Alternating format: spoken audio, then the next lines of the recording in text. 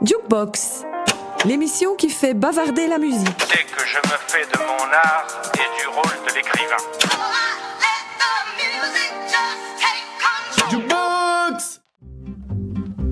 La belle qui couchait avec le roi de Prusse, avec le roi de Prusse, à qui l'on a tendu le crâne rasibus, le crâne rasibus.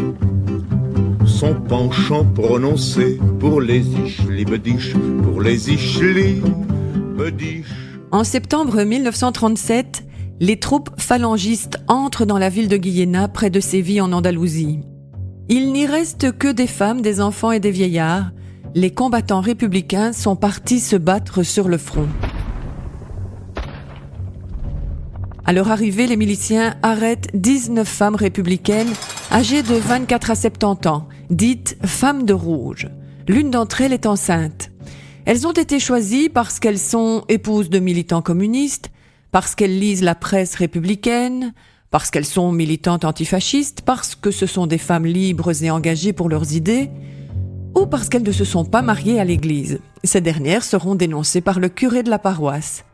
Elles vont être tondues, humiliées, torturées, puis fusillées par les franquistes. Les nationalistes veulent faire un exemple et rétablir le calme dans la région. Le général franquiste qui a pris la région de Séville voue une haine féroce aux femmes. Le scénario est bien rodé et on va chercher les femmes du camp républicain chez elles, on les tond sur la place publique en leur laissant parfois quelques mèches qui servent à accrocher des rubans pour qu'elles soient encore un peu plus ridicules. Une pancarte passée autour de leur cou indique « rojo », rouge au masculin. En octobre 1937, les miliciens organisent l'humiliation des 19 femmes arrêtées devant les habitants de Guillena. Ils les tondent, les font défiler dans les rues, puis les obligent à assister à la messe. Ensuite, elles sont poussées dans un camion et conduites jusqu'à Gerena, un village voisin où elles seront emprisonnées et méthodiquement torturées. Leurs cris seront entendus par tous les habitants de Gerena. Malgré les sévices, aucune de ces femmes ne révèle les lieux où sont allés combattre les soldats républicains de Guillena. En novembre 1937, 17 de ces 19 femmes sont fusillées par les phalangistes et la garde civile devant les murs du cimetière de Guillena. Leurs corps sont jetés dans une fosse commune tandis que l'on ajoute dans les registres d'état civil de la mairie en regard de leur nom la mention « disparues ». On les appellera les 17 roses de Guillena, las 17 rosas de Guillena. Que miliciano te amó y fue dueño de tu cuerpo, quien se acordaba de ti en la batalla del Ebro. Ay, Carmela, ay, Carmela. En 2010, la fosse commune où le corps de ces femmes ont été ensevelis à Guillena a été localisée et mise à jour. Leurs restes présentaient des traces de violence extrême. Dans ce cimetière espagnol, sous cette tente, un passé douloureux est peu à peu déterré.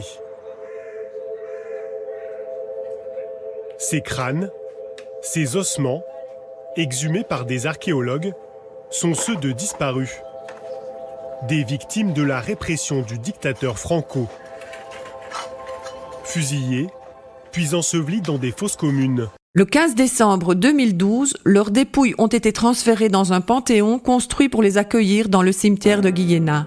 En 2017, les 17 roses ont reçu à titre posthume la médaille d'or de la ville de Séville, où une place porte désormais leur nom.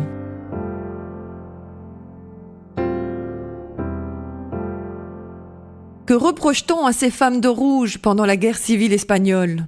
D'avoir engendré des républicains, d'avoir laissé le gène marxiste s'insinuer à travers elles, de l'avoir transmis à leur progéniture, de n'avoir pas tenu le rôle d'éducatrice selon les normes catholiques. Leur sexualité est jugée extrêmement négativement. Elles sont assimilées à des prostituées, on les accuse d'infidélité, de pornographie, de bestialité. Ces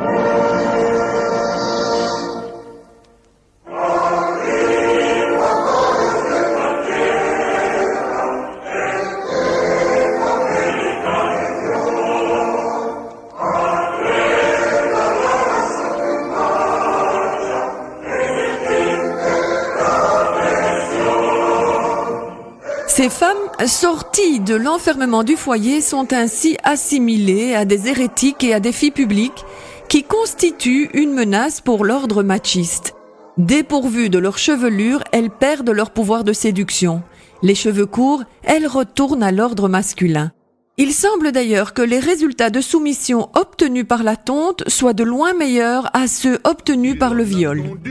Le crâne rasibus, le crâne rasibus. La tonte est vue comme une opération de purification qui permettrait une sorte de renaissance.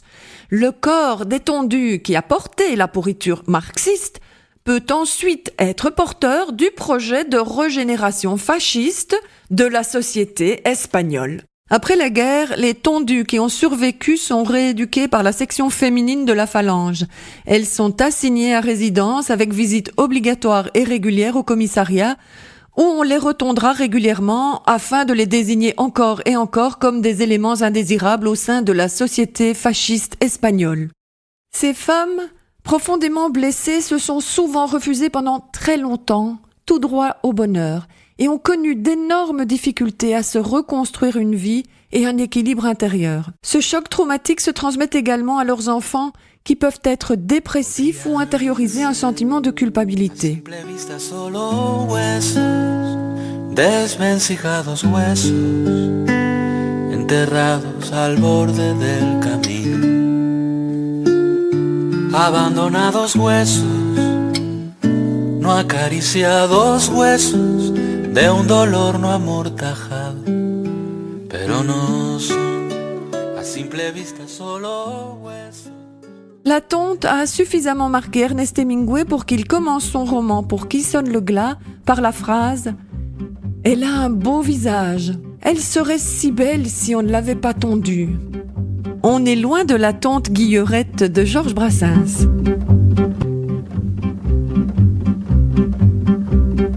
Vous n'écouterez plus jamais ce morceau de la même manière à présent.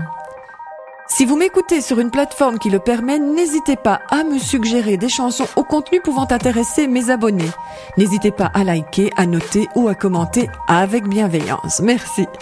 Pour des raisons de droit d'auteur, je ne peux pas partager dans ce podcast l'intégralité des chansons. Je joins un lien lorsque c'est possible. Sinon, je vous invite à les découvrir par vous-même. Lisez les textes, les traductions éventuellement. Soyez curieux.